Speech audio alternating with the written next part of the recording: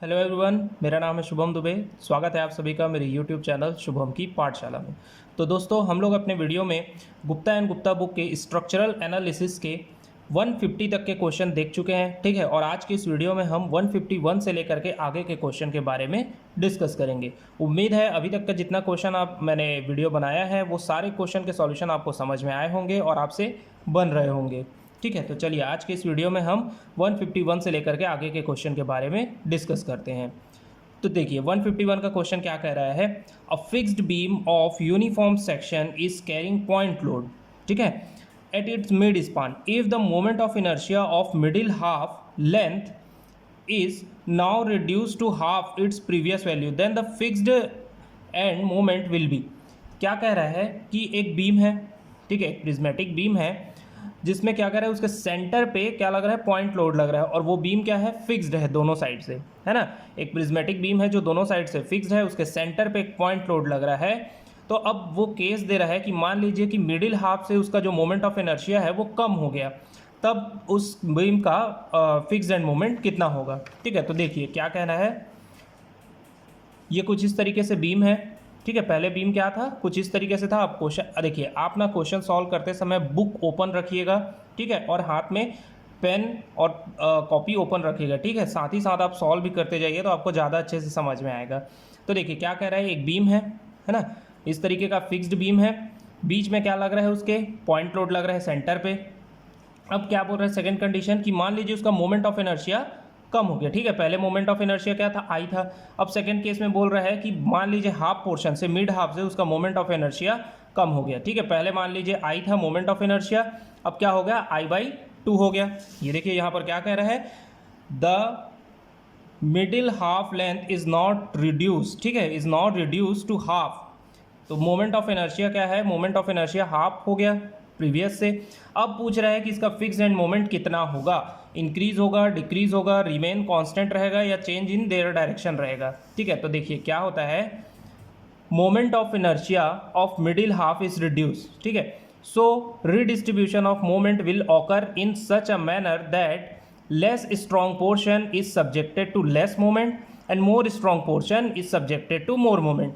क्या कह रहा है, अब बीम में क्या हुआ, मोमेंट ऑफ इनर्शिया हाफ में, मतलब इस वाले हिस्से से, मिडिल हाफ से क्या हो गया, मोमेंट ऑफ इनर्शिया रिड्यूस हो गया, कितना, हाफ हो गया, ठीक है। तो अब क्या कह रहा है, जब ऐसा केस आता है तो जो मोमेंट होता है वो क्या होता है, जो स्ट्रॉन्गर पोर्शन होता है उस साइड में ज़्यादा मोमेंट आता है और जो कम स्ट्रॉन्ग साइड होता है वहाँ पर कम मोमेंट आता है, ठीक है। अब हम कैसे पता करेंगे कि कौन सा साइड स्ट्रॉन्ग है, कौन सा साइड स्ट्रॉन्ग नहीं है।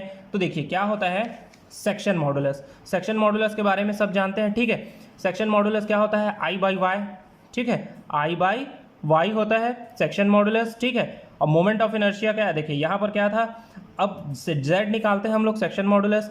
तो हम ये जानते हैं कि जिसका भी सेक्शन मॉडुलस ज़्यादा होता है, ठीक है, किसी सेक्शन का जिसका सेक्शन मॉडुलस ज़्यादा होता है उसकी स्ट्रेंथ ज़्यादा होती है, ठीक है। याद रखेंगे, जिसका सेक्शन मॉडुलस ज़्यादा होता है उसकी स्ट्रेंथ ज़्यादा होती है।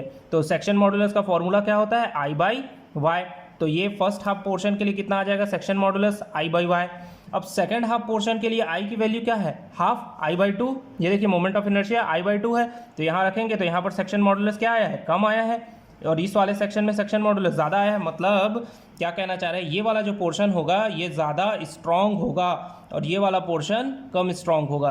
तो इस साइड क्या हो जाएगा, इस साइड में इसका फिक्स्ड एंड मोमेंट का वैल्यू क्या होगा, इंक्रीज हो जाएगा, ठीक है। इस साइड में इसका, इस बीम का फिक्स्ड एंड मोमेंट का वैल्यू क्या हो जाएगा, इंक्रीज हो जाएगा। क्यों, क्योंकि हमें पता है कि more strong portion is subjected to more moment, ठीक है। तो इस वाले हिस्से का, जो वाला हिस्सा ज़्यादा स्ट्रॉन्ग है उसका फिक्स्ड एंड मोमेंट ज़्यादा होगा, ठीक है। तो इसका कौन सा ऑप्शन सही हो जाएगा, इसका ऑप्शन ए इसका करेक्ट हो जाएगा। क्लियर है यहाँ तक की चीज़ें। चलिए नेक्स्ट क्वेश्चन देखते हैं हम लोग। नेक्स्ट क्वेश्चन क्या कर रहा है, the maximum bending moment at the left quarter point of a simple beam due to crossing of UDL of length shorter than span. अब क्रॉसिंग ऑफ UDL कह रहा है, मतलब ये क्या है, मूविंग लोड है, ठीक है। और मूविंग लोड के लिए हम लोग कौन सा डायग्राम बनाते हैं, ILD डायग्राम, ठीक है। ये ILD डायग्राम क्या होता है, ग्राफिकल रिप्रेजेंटेशन होता है शियर फोर्स या बेंडिंग मोमेंट डायग्राम का, ठीक है। है ना। और वो हम किसके लिए बनाते हैं, हम लोग मूविंग लोड के लिए बनाते हैं, ठीक है। तो क्या कह रहा है कि एक यूडीएल है जो कि शॉर्टर देन स्पान है, ठीक है। तो उसमें कौन सा ऐसा पॉइंट आएगा, ठीक है, जिसमें हम हमारा क्या होगा, लोड को हम कैसे एडजस्ट करेंगे, या लोड का मतलब कौन कितना हिस्सा क्रॉस होगा उस लेंथ में कि उसमें मैक्सिमम बेंडिंग मोमेंट मिलेगा, ठीक है। अब देखिए इसको थोड़ा और अच्छे से समझते हैं, क्या कहना चाह रहा है। ये हमारा क्वेश्चन नंबर 152 है, ठीक है। क्या कह रहा है कि आपके पास एक बीम दिया हुआ है, ठीक है, ये कुछ इस तरीके से एक सिंपली सपोर्टेड बीम है। उसके बाद क्या कह रहा है, simple beam due to crossing of UDL, ठीक है। अब क्या बोल रहा है, the maximum bending moment at the left quarter span. इसको मैक्सिमम बेंडिंग मोमेंट कहाँ पर चाहिए, लेफ्ट क्वार्टर स्पान पे, मतलब इसका लेंथ कितना है, एल है ना। अब ये इसको ऐसा सेक्शन काटा है इस बीम में कि ये वाला जो स्पान है ना, क्वार्टर स्पान लेफ्ट से L/4, ये क्या होगा इसका क्वार्टर स्पान L/4, L है तो इसका क्वार्टर कितना होगा L/4, ठीक है। रिमेनिंग कितना बचेगा 3/4L। अब ये पूछ रहा है कि एक हमारे पास क्या है, यूडीएल है, ठीक है, एक लोड है यूडीएल कुछ इस तरीके से, उसका कुछ लेंथ होगा, मान लेते हैं उसका लेंथ क्या है, ए है, लेकिन ये क्या है, शॉर्टर देन स्पान है, स्पान जो है उससे छोटा है। तो अब ये कहना चाह रहा है कि जब ये लोड है, ये लोड जो है वो लेफ्ट से राइट की ओर मूव करेगा, तो इस लोड का कितना हिस्सा इस सेक्शन को क्रॉस करेगा, ठीक है, इस लोड का कितना हिस्सा इस सेक्शन को क्रॉस करेगा, तो हमें क्या मिल जाए, मैक्सिमम बेंडिंग मोमेंट मिल जाए। तो अब हम लोग देख चुके हैं, पहले भी ऐसे क्वेश्चन हम लोग देख चुके हैं, ठीक है, शॉर्टर देन स्पान वाले। हम लोगों ने पर्टिकुलर इसके ऊपर वीडियो भी बनाया हुआ है, इस आईएलडी के टॉपिक के ऊपर है ना, ILD for bending moment, ILD for shear force, एक टॉपिक भी हमने बनाया हुआ है। अगर आपको नहीं आता है तो आप जा करके देख सकते हैं वीडियो, ठीक है। अब देखिए क्या कह रहा है, जब ऐसा कंडीशन आता है तो हम क्या करते हैं कि जिस रेशियो में हम लोग बीम को काटे होते हैं, ठीक है, जिस या फिर मैं कहूँ जिस रेशियो में हम लोग बीम को डिवाइड किए होते हैं, सेम रेशियो में हमें क्या करना पड़ता है, लोड को भी डिवाइड करना पड़ता है, ठीक है। किसके लिए, मैक्सिमम बेंडिंग मोमेंट अगर हमें निकालना है तो देखिए ये लेंथ किस रेशियो में डिवाइड हुआ है, L/4, मतलब ये L था लेंथ और ये क्वार्टर हो गया और रिमेनिंग हुआ 3/4। ठीक उसी तरीके से हम लोड को भी क्या करेंगे, डिवाइड कर देंगे सेम रेशियो में। इसका लेंथ कितना दिया हुआ है, ए, है ना, हम लोगों ने सपोज किया है, कोई स्पेसिफिक लेंथ नहीं दिया है ना, हम लोग मान लेते हैं कि इस लोड का लेंथ कितना है, ए। तो इसको अगर हम सेम रेशियो में डिवाइड करते हैं तो ये कितना हो जाएगा, इसका क्वार्टर कितना हो जाएगा, A/4, रिमेनिंग कितना हो जाएगा 3/4A।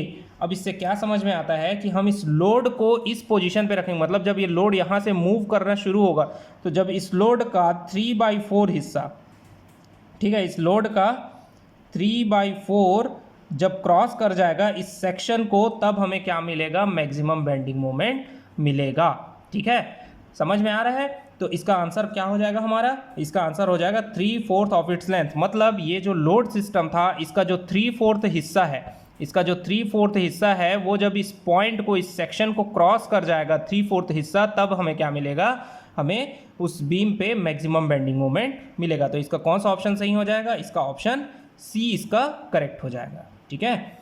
मैं फिर से कहता हूं कि जब आप वीडियो देख रहे हैं तो आप अपना बुक ओपन करके रखें, ठीक है, अपने साथ पेन और कॉपी ले करके बैठे और साथ साथ सॉल्व करते जाएं, ठीक है, ताकि आपको वीडियो में इंटरेस्ट आए, ठीक है। चलिए नेक्स्ट देखते हैं हम लोग। नेक्स्ट क्वेश्चन है हमारा, नेक्स्ट क्वेश्चन क्या कह रहा है, नेक्स्ट क्वेश्चन में कह रहा है when a load crosses through a Pratt truss in the direction left to right, the nature of force in the diagonal member in the left half of the span would. देखिए क्या कह रहा है, Pratt truss. अब Pratt truss होता क्या है उसे देखिए, ये होता है प्रेट ट्रस, ठीक है, कुछ इस तरीके से प्रेट ट्रस होता है।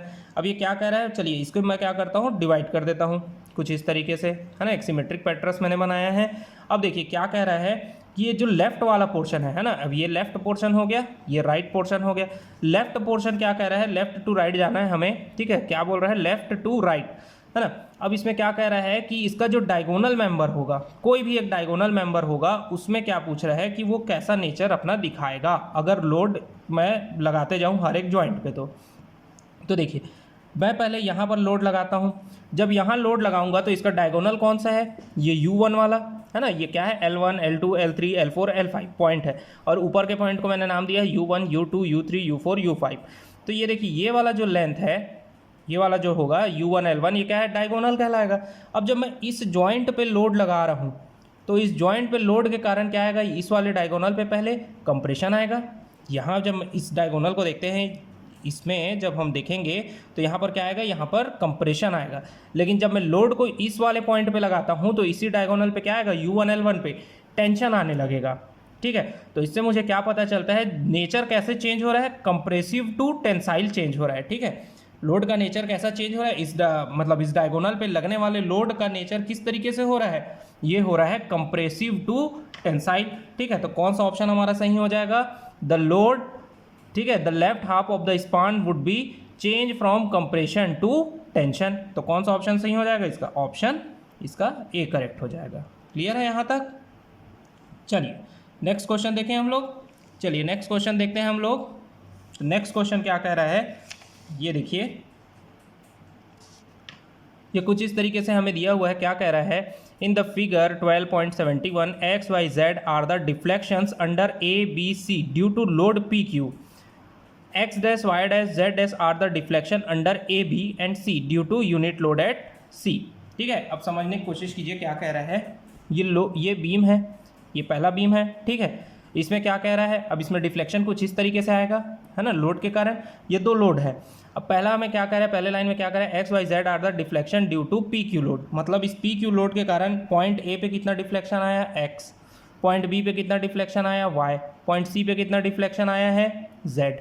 ठीक है, अब उसके बाद क्या कह रहा है, अब यहाँ पर ये देखिए सेकेंड बीम में क्या लगा, लोड, एक यूनिट लोड लगा पॉइंट सी पे, उसके कारण डिफ्लेक्शन कितना आया, एक्स डैश, वाई डैश और जेड डैश, कुछ इस तरीके से आया है। ठीक है, अब हमें बताना है कि ये जो z है, ये जो z है इसकी वैल्यू कितनी होगी।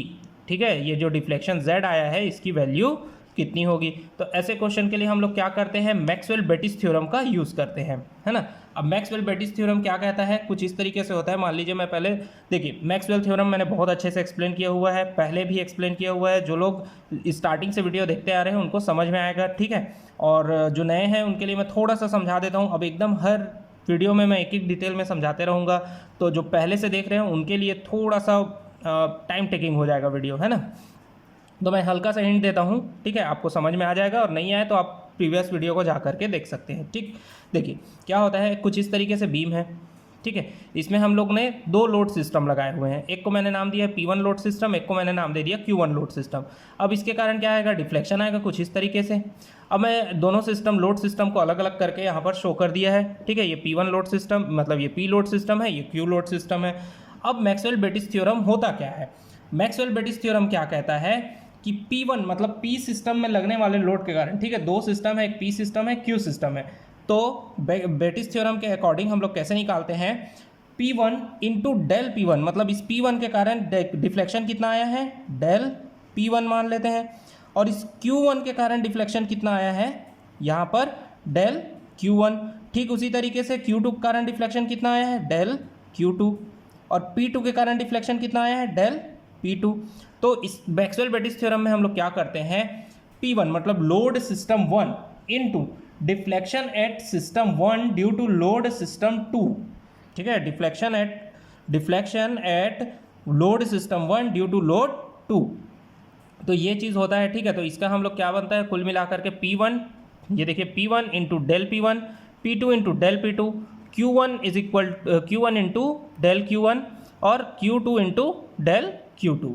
ठीक है, अब ठीक उसी तरीके से आप देखिए, अगर ये चीज़ नहीं आई समझ में तो भी कोई दिक्कत नहीं है, आप बस ये फॉर्मूला याद रख लीजिए, उतने से ही आपका काम हो जाएगा। ठीक है, जिसे समझ में आया अच्छी बात है, और समझ में आना भी चाहिए। ठीक है, क्योंकि समझ के चलोगे तो ज़्यादा अच्छे से क्वेश्चन बनेंगे। अब देखो इसमें से समझते हैं क्वेश्चन से, ये P1 है, ये देखिए P1 है। अब मैक्सवेल बेटिस थ्योरम के according P1 into del P1 मतलब P1 इंटू ये वाले लोड सिस्टम में आने वाला डिफ्लेक्शन। ठीक है, तो ये देखिए P1 इंटू क्या करेंगे, X dash, Q into Y dash और Z इंटू सी। ठीक है, तो वही चीज़ हम लोगों ने यहाँ पर किया है। ये देखिए P, ये थोड़ा सा और अच्छे से मैं समझाता हूँ।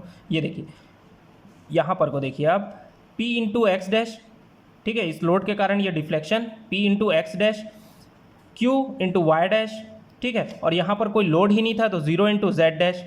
फिर यहाँ पर देखिए, यहाँ पर क्या था, लोड ही नहीं है यहाँ पर, तो 0 इंटू डिफ्लेक्शन कितना था, x, ठीक है, इंटू वाई, और यहाँ पर z इंटू, ये देखिए z इंटू यूनिट लोड कितना है, 1 लगा था, यूनिट लोड कितना लगा था, 1 लगा था, है ना, तो यहाँ पर 1 कर दिए। ठीक है, जब इसे सॉल्व करेंगे तो हमारा आंसर कितना आ जाएगा, P X dash plus Q Y dash is equal to Z, ये आपका आंसर आएगा। तो कौन सा ऑप्शन आपका सही हो जाएगा, z की वैल्यू कितनी आ रही है, P X dash plus Q Y dash, तो आपका ऑप्शन बी इसका करेक्ट हो जाएगा।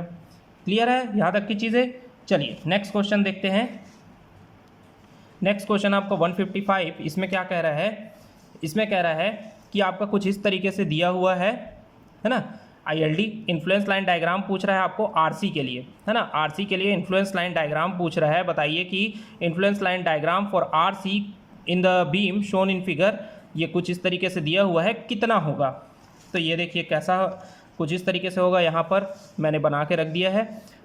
यहाँ पर क्या लगा हुआ है, इंटरनल हिंज, ये पॉइंट बी पे क्या लगा है, इंटरनल हिंज। अब इंटरनल हिंज कुछ इस तरीके से काम करता है कि ये इस तरफ मूव हो सकता है, कुछ इस तरीके से ये मूव हो सकता है, बट इधर नहीं जा सकता या ऐसे नहीं हो सकता, ठीक है, लेकिन ये इस तरीके से मूव कर सकता है। और ये क्या है, ओवर हैंगिंग है। और कहाँ पर पूछ रहा है हमें, आर सी पे, ठीक है, कहाँ पर पूछ रहा है, आर सी पे हमें पूछ रहा है। इन्फ्लुएंस लाइन डायग्राम बना के बताओ, ठीक है भाई, बताते हैं कैसे बनाना है। ठीक है, अब देखिए क्या करना है, मैंने आपको हमेशा से बताया हुआ है कि जहाँ पर भी आपको जिस पॉइंट पे रिएक्शन निकालने के लिए बोलेगा, आपको क्या कर देना है, वहाँ पर यूनिट डिफ्लेक्शन दे देना है, मतलब उसको एक यूनिट उठा देना है। जैसे ये उठेगा तो क्या होगा, ये कुछ इस तरीके से बन जाएगा। ये देखिए ओवर हैंगिंग है तो कुछ इस तरीके से बनेगा। सेम वही चीज़ मैंने यहाँ पर किया है। क्या किया, पॉइंट सी को सबसे पहले तो एक यूनिट उठा दो, पॉइंट सी को सबसे पहले एक यूनिट उठा दो, तो कुछ इस तरीके से डायग्राम बन जाएगा। अब बात आती है कि भाई वैल्यू कैसे निकालेंगे। तो वैल्यू निकालने के लिए आपको क्या करना पड़ेगा, सिमिलर एंगल ट्रायंगल का फॉर्मूला यूज़ करना है। ठीक है, यहाँ से यहाँ तक का लेंथ कितना है, l/2, यहाँ से यहाँ तक का लेंथ कितना है, l/2 दिया हुआ है। ठीक है, यहाँ से यहाँ तक का लेंथ कितना है, l, और यहाँ से यहाँ तक का लेंथ कितना है, l। तो अब हमको ये वैल्यू पता है और ये निकालना है, तो सिमिलर एंगल ट्रायंगल का फॉर्मूला यूज़ करेंगे। ठीक है, ये छोटे वाले ट्रायंगल का हाइट डिवाइडेड बाई बेस, ये देखिए हाइट डिवाइडेड बाई बेस, और ये बड़े वाले ट्रायंगल का हाइट कितना है वही निकालना है हमें, y divided by base, base कितना है l/2 प्लस l कितना आ जाएगा 1.5l। तो y की वैल्यू कितनी आ गई 1.5, मतलब इस वाले की वैल्यू कितनी आ गई 1.5 आ गई। ठीक है, अब इस वाले का हमें हाइट चाहिए, तो फिर से सेम सिमिलर एंगल ट्रायंगल, ये वाले एंगल, ये वाला जो हमारा ट्रायंगल है, ये जो ट्रायंगल है इसका हाइट डिवाइडेड बाई बेस, तो height divided by base, height कितना था 1, बेस कितना है l, और छोटे वाले ट्रायंगल का हाइट कितना है वही निकालना है हमें x, और बेस कितना है l, तो कितना आ गया, इसका वैल्यू कितना आ जाएगा, इसका वैल्यू आ जाएगा 1। क्लियर है, यहाँ तक की चीज़ें समझ में आ गई। तो ये वैल्यू कितने आ जाएगी 1। अब देखिए ऑप्शन में कौन सा ऑप्शन आपका सही दिख रहा है, कौन सा डायग्राम है जो इससे मैच खा रहा है, तो वो है बी। तो क्या आ जाएगा इसका करेक्ट आंसर, इसका सही आंसर आ जाएगा बी। क्लियर हुआ यहाँ तक की चीज़ें, ओके। चलिए नेक्स्ट क्वेश्चन देखते हैं हम लोग, आज का लास्ट क्वेश्चन देखते हैं। नेक्स्ट क्वेश्चन क्या कह रहा है कि the moment at intermediate support of 2 span continuous beam of 6 metre each with simple support with the end carrying UDL 20 kilo newton metre over only 1 left span and flexural rigidity is same, then आपको पूछ रहा है कि moment कितना आएगा। ठीक है, moment कितना आएगा, the moment at intermediate support. अब समझिए क्या बोल रहा है, ये कुछ इस तरीके से आपको कह रहा है कि बीम है ABC, अब ये वाला जो बीम है B, ये क्या है, इंटरमीडिएट सपोर्ट है। यहाँ पे आपको क्या पूछ रहा है, मोमेंट की वैल्यू पूछ रहा है। ठीक है, तो इसके लिए हम क्या करेंगे, 3 मोमेंट इक्वेशन का यूज़ करते हैं। ठीक है, ऐसे क्वेश्चन के लिए हम लोग क्या करते हैं, 3 मोमेंट इक्वेशन का यूज़ करते हैं। तो ये है आपका 3 मोमेंट इक्वेशन। ठीक है, ये देख लीजिए, ये है आपका 3 मोमेंट इक्वेशन। MA यहाँ पर क्या आएगा, MA आएगा, यहाँ पर MB आएगा, यहाँ पर MC आएगा। ठीक है, अब क्योंकि ये क्या है, हिंज है, मतलब यहाँ पर मोमेंट की वैल्यू कितनी होगी 0, हिंज और रोलर में क्या होता है, मोमेंट 0 होता है। ठीक है, अब इंटरमीडिएट सपोर्ट को हम लोग as a fix support treat करते हैं, इसलिए वहाँ पर मोमेंट की वैल्यू आएगी, है ना। ओके, चलिए अब देखिए MA L1 plus 2MB L1 plus L2, ये L1 L2 है ना, वो यहाँ पर दिया हुआ है। ईच स्पान क्या है 6 मीटर का है, लोड कितना दिया हुआ है 20 किलो न्यूटन मीटर का, UDL लगा दिए भाई। चलो तो क्या आ जाएगा इसका value, MA L1 2MB L1 plus L2 plus MC L2 और इज इक्वल टू 6A1 मतलब एरिया। ठीक है, बेंडिंग मोमेंट डायग्राम बनता है तो उसका एरिया आता है ना। चलिए अब निकाल के बताएंगे हम आपको। फिर x1 divided by L1 plus A2 x2 divided by L2। अब समझिए कैसे इसे सॉल्व करना है, ठीक है। अब देखिए यहाँ पर क्या लगा है, 20 किलो न्यूटन का लोड लगा है, 20 किलो न्यूटन पर मीटर का। ये वाला हिस्से को देखते हैं, ए बी को देखते हैं। तो इसका बेंडिंग मोमेंट डायग्राम कैसा बनता है, पैराबोलिक बनेगा। और वैल्यू कितना आएगा इसका, यूडीएल का वैल्यू कितना आता है, WL² डिवाइडेड बाई 8। तो यहाँ पर वैल्यू कितनी आ जाएगी, 90। आप निकाल के देख सकते हैं, ठीक है। अब ये क्या है, पैराबोला है। और पैराबोला का एरिया कितना होता है, मतलब A1 कितना आएगा, 2/3 बेस इंटू हाइट। इसका लेंथ कितना था, 6। तो इसका हाइट कितना है, 90 इंटू क्या कर देंगे, 6। तो इसका कितना आ जाएगा, एरिया कितना आ गया, A1 कितना आएगा, इसका A1 आएगा 360। और x निकालेंगे तो हाफ, इसका हाफ कितना आ जाएगा, x1 कितना आ जाएगा, 3। अब ये वाला जो सेक्शन है B से C में कोई लोड लगा ही नहीं है, B से C में कोई लोड लगा ही नहीं है। तो एरिया कितना हो जाएगा, 0। और x1 कितना हो जाएगा, सॉरी x2 कितना हो जाएगा, 0। कोई वैल्यू ही नहीं आएगा इसका। अब सारे वैल्यूज़ को यहाँ पर पुट कीजिए। MA की वैल्यू कितनी पुट करनी है आपको, 0। MC की वैल्यू कितनी पुट करनी है, 0। क्यों, क्योंकि एंड सपोर्ट हमारा क्या है, सिंपल सपोर्ट है, मतलब हिंज या रोलर। और हिंज या रोलर में मोमेंट क्या होता है, 0 होता है ना। हमें MB की वैल्यू निकालनी है। सारे वैल्यूज़ को पुट करके देखते हैं तो कितना आ रहा है, ये देखिए पुट करके देखते हैं सारे वैल्यूज़ को। तो 0 × 6, भाई मोमेंट 0 है, लेंथ कितना है, 6 है, प्लस 2 MB ही निकालना है हमको, इंटू L1 + L2 मतलब 6 + 6 प्लस 0 इंटू L2, ठीक है। L2 कितना है, 6। अब देखिए यहाँ पर क्या करेंगे, 6 इंटू एरिया कितना हम लोगों ने निकाला था, 360 है ना, 360 इंटू 3 डिवाइडेड बाई L1 कितना है, 6। और बाकी ये वाला वैल्यू क्या था, A2 हमने 0 निकाला था, ये तो पूरा हिस्सा 0 हो जाएगा। जब इसको सॉल्व करेंगे तो MB की वैल्यू कितनी आएगी आपकी, MB की वैल्यू आएगी 45 किलो न्यूटन मीटर। MB की वैल्यू कितनी आएगी, 45 किलो न्यूटन मीटर। अब चूंकि ये पॉजिटिव में आ रहा है, ठीक है, जब कुछ इस तरीके का मोमेंट बनता है, ये क्या होता है, नेगेटिव, इसको हम लोग बोलते हैं सैगिंग, इसको क्या बोलते हैं, सैगिंग। और इस तरीके का मोमेंट बनता है, इसको हम लोग बोलते हैं पॉजिटिव मोमेंट, ये क्या होता है, हॉगिंग। तो कैसा आया वैल्यू हमारा, 45 पॉजिटिव में आया है, तो ये क्या कहलाएगा, 45 हॉगिंग मोमेंट। तो ये देखिए यहाँ पर हमारा आंसर क्या हो जाएगा, आंसर हमारा हो जाएगा बी। इसका करेक्ट आंसर क्या हो जाएगा, answer B, 45 kilo newton hogging moment. Clear है। तो यहाँ तक के क्वेश्चन आज की इस वीडियो में हम लोग रखते हैं। नेक्स्ट वीडियो हम लोग इससे आगे के क्वेश्चन को सॉल्व करेंगे, ठीक है। तो मिलते हैं नेक्स्ट वीडियो में आगे के क्वेश्चन के साथ। उम्मीद है आज की इस वीडियो में जितने सारे क्वेश्चन मैंने आपको समझाने की कोशिश की, सारे ही क्वेश्चन आपको अच्छे से समझ में आए होंगे। अगर कोई डाउट होता है तो आप कमेंट सेक्शन में पूछ सकते हैं, या फिर आप हमारे टेलीग्राम ग्रुप को भी ज्वाइन कर सकते हैं, ठीक है। वहाँ पर मैं आपको ज़्यादा अच्छे से एक्सप्लेन कर पाऊँगा। ओके, तो मिलते हैं नेक्स्ट वीडियो में। अगर वीडियो पसंद आए तो वीडियो को लाइक कीजिए, शेयर कीजिए और सब्सक्राइब ज़रूर कर लीजिए, ताकि आपको हर दिन वीडियो के नोटिफिकेशन मिलते रहे। जब भी वीडियो आएगा आपको नोटिफिकेशन मिल जाएगा, तो आपसे वीडियो मिस नहीं होगा, ठीक है। तो मिलते हैं नेक्स्ट वीडियो में। तो वीडियो पसंद आए तो वीडियो को लाइक कीजिए, शेयर कीजिए, सब्सक्राइब कीजिए, और कोई डाउट हो तो टेलीग्राम ग्रुप को ज़रूर ज्वाइन कर लीजिए। मिलते हैं नेक्स्ट वीडियो में आगे के क्वेश्चन के साथ। Thank you.